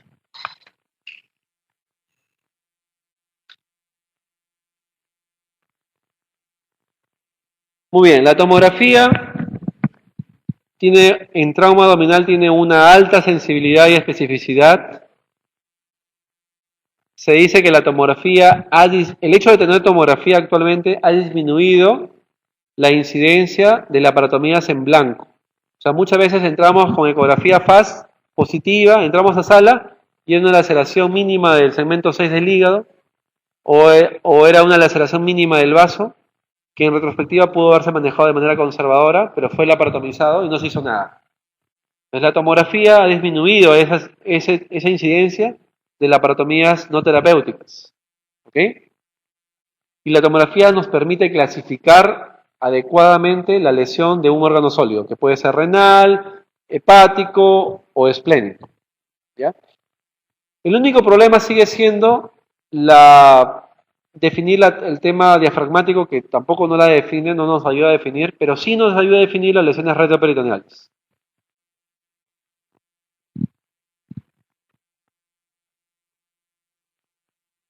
Acá tenemos ejemplos de algunas tomografías, miren, un hematoma subcapsular hepático, tenemos un hematoma intraparenquimal hepático, tenemos un trauma esplénico y tenemos un trauma renal. Miren, nos permite definir muy bien las lesiones, inclusive nos permite clasificarlas.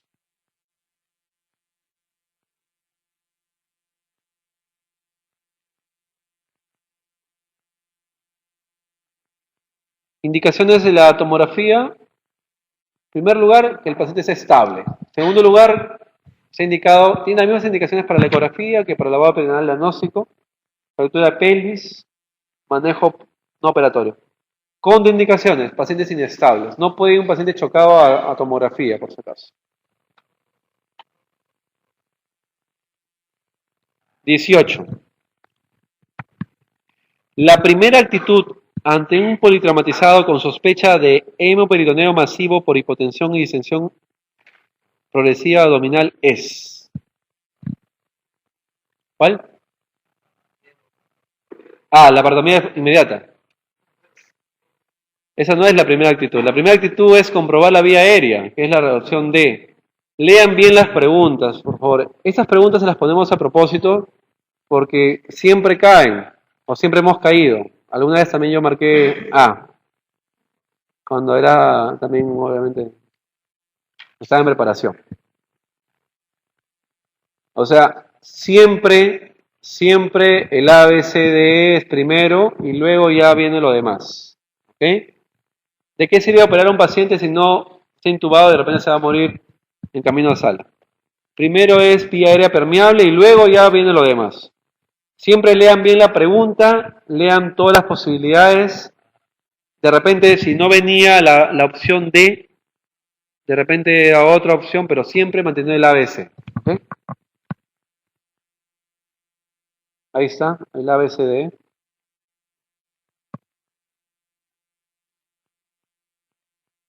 XIX.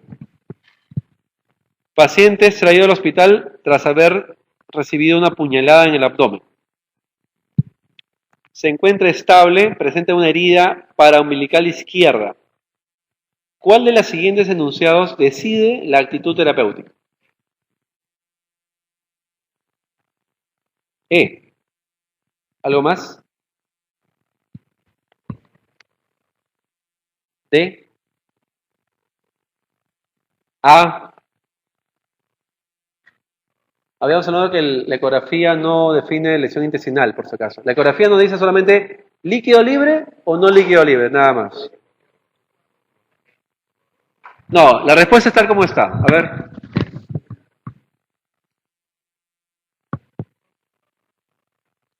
Bueno, la respuesta es la opción D de dedo. ¿Qué pasa si el paciente tiene una lesión cortante de la piel y del músculo, nada más? Como la gran mayoría de pacientes que llegan a la emergencia. ¿No? Que lo trae la policía con circulinas y los familiares llorando y al final es una lesión de piel nomás con grasa. O sea, en nuestro algoritmo, a ver, este gráfico se los presenté la otra vez, se los vuelvo a presentar para que se acuerden. En el algoritmo de trauma penetrante, acá está, por arma blanca, ¿ok? Primero, si el paciente está con un traumatismo abdominal, con arma blanca, que está inestable, va a sala, ¿ok? No hay duda.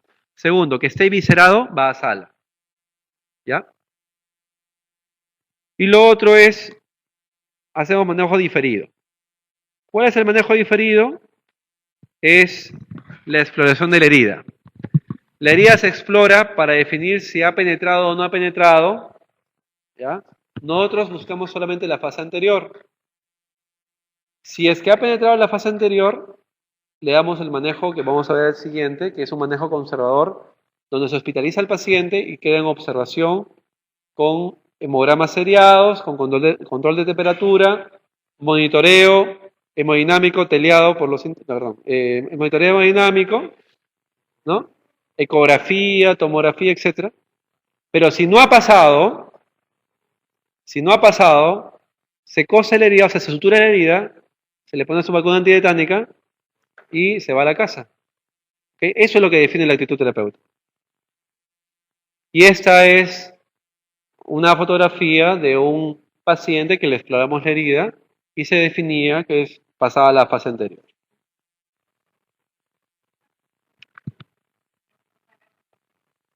Claro, si tiene, también sí.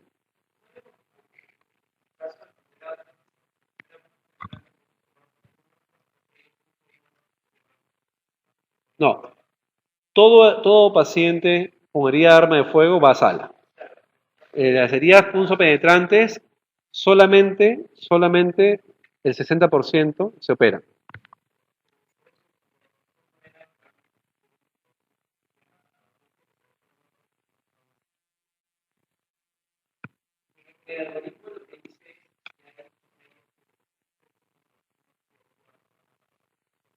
A ver, mira, ok, yo sé a qué va porque pasa que el algoritmo yo le he puesto, ¿no? O sea, yo lo he hecho así, ¿no? Y, ok, tú te quieres prender de lo que yo he hecho, ok. Pero ¿cuál es el tema acá? A ver, lo que sucede es lo siguiente, miren. El abdomen de un paciente cuando viene con una puñalada es un paciente que tiene una herida y está dolorido. O sea, es bien difícil diferenciar si el dolor que tiene es producto del trauma de la pared muscular que le duele de la herida que tiene o son signos peritoneales. Nosotros lo definimos básicamente por la expresión de la herida. O sea, la herida es la que define, obviamente. O sea, vamos a imaginar que tenga dolor, ok, le exploras la herida y no pasa. No pasa nada. Pero tienes que explorar la herida.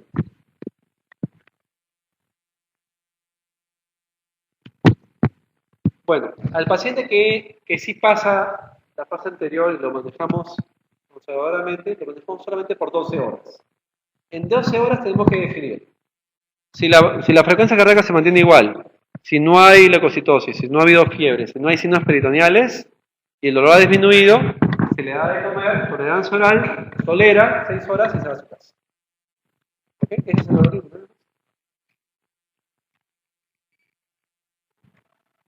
Pregunta número 20. Dice,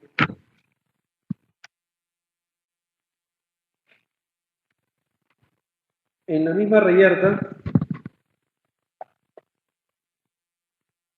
parece fiesta de externos del año pasado. Dice, en la misma reyerta, otro sujeto recibe un puñetazo en el hipocondrio derecho, perdón. A su llegada a la emergencia refiere dolor local que aumenta al inspirar profundamente. Está hemodinámicamente estable con una presión arterial de 130/70 y en la exploración existe una hipersensibilidad al palpar el hipocondrio derecho. Las costillas inferiores de ese lado. El paciente ventila algo menos en el lado derecho, pero el murmullo vesicular está conservado. La radiografía de tórax muestra fractura de las 3 últimas costillas y la ECOFAST detecta líquido libre en Morrison. Se evidencia hemoglobina 11.7, discreto aumento de las transaminasas alrededor de 300. ¿Usted opina qué? A ver, es un paciente que tiene trauma cerrado, que tiene dolor abdominal en el cuadrante superior derecho, que está estable y que tiene líquido libre en la ecografía. ¿Qué hacemos? Claro, está indicada la tomografía. Si estuviera inestable, nadie tiene la ECOFAST. La paratomía, pues. A ver, paciente con trauma cerrado, líquido libre, estable, tomografía. Inestable, basal. Pregunta número 21. Tras realizar la tomografía, se muestra la existencia de una laceración del hígado correspondiente a la parte anterior del segmento 5 de unos 3 centímetros de profundidad. Cuantificándose hemoperitoneo de 200. La situación de clínica del enfermo sigue estable. ¿Cuál de las siguientes parece correcta?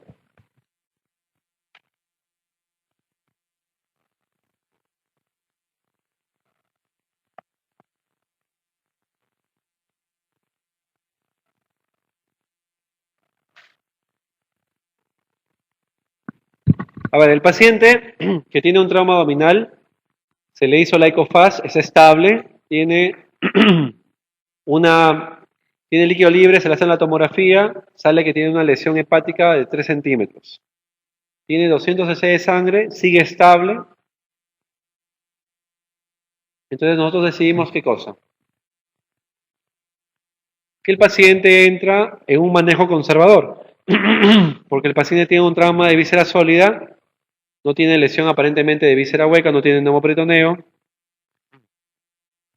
No nos dice, él dice que tiene una leve sensibilidad al palpar el hipocondrio derecho, pero no signos peritoneales. Entonces, por lo tanto, se decide manejarlo conservadoramente con la opción D. Se monitoriza con control hemodinámico y hematológico seriados.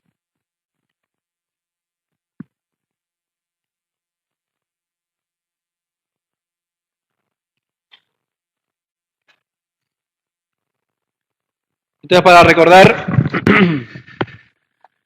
paciente con trauma cerrado, acá miren el gráfico por favor, paciente con trauma cerrado, estable, sin signos peritoneales, se le hace una ecografía FAS, si hay líquido libre, va a la tomografía, si la tomografía es positiva para una lesión de víscera sólida, ya, hasta grado 3, manejo conservador, se observa, se monitoriza, y muchas veces el paciente no llega a operarse.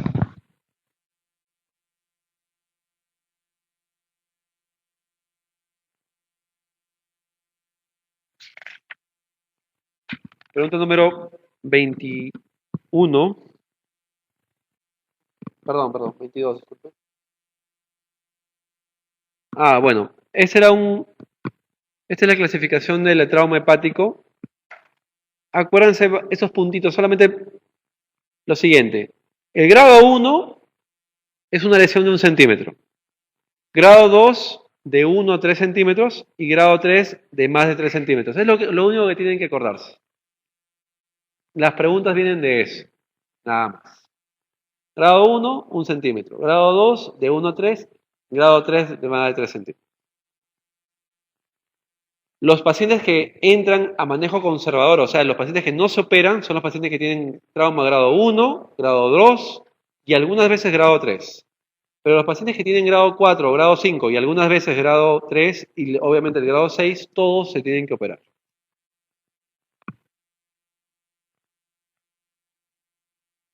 ¿Qué criterios tenemos para el manejo conservador del trauma hepático? Que sea un paciente joven, que sea estable, que no tenga hipotensión recurrente, que no tenga otras lesiones intraabdominales asociadas, que no tenga coagulopatía, que tengan lesiones hepáticas menores.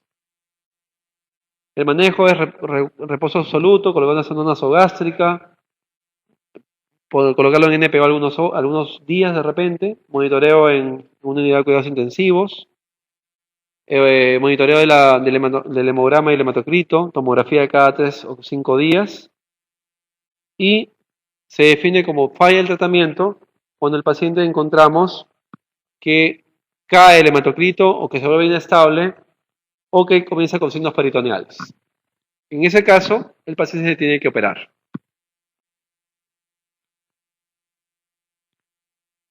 (22) En el paciente con trauma abdominal cerrado, ¿cuál es el órgano que más frecuentemente se lesiona? El vaso, muy bien, no hay duda ahí. El vaso en primer lugar, el hígado en segundo lugar. Dentro de los órganos sólidos, primer lugar vaso, segundo lugar hígado y de ahí el riñón.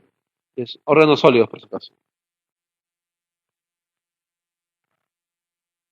23. Paciente